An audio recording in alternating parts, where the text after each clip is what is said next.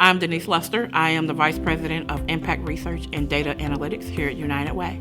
A lot of people think, why do I have to track this data? Why is it even important? And I always tell people, every single number is a person. Every single number is a family. I don't look at it as just a number that says 100. That's 100 families. The next step is finding out, what do I know about that human being? What do I know in terms of their demographic? What do I know in terms of their needs? Those types of things. That's the importance of disaggregating the data. Disaggregation of the data tells a story behind the story. One of the projects we have here at United Way, or initiatives, probably one of my favorite data projects to work on, my data nerd in general, is our Grassroots and faith-based project.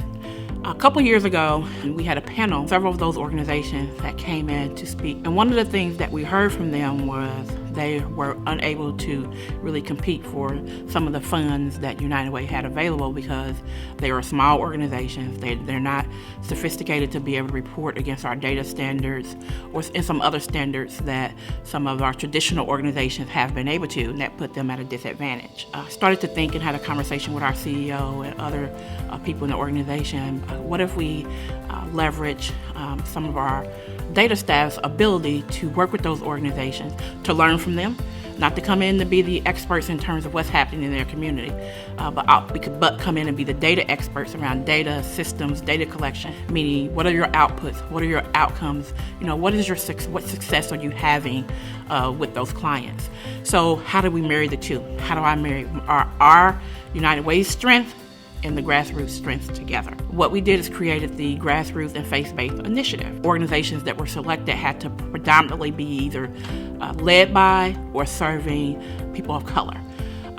That's part of our diversity work. That's part of our equity work here at United Way, because we realize those groups that have been sort of left behind have been those grassroots organizations who really are at the forefront in those communities. Actually, Denise Luster reached out to us and just shared the goal to really connect with grassroots and faith-based organizations in a more intentional and deeper way. And so we really appreciated the opportunity to connect with United Way with limitations on capacity, some of those things that you should be doing and is important.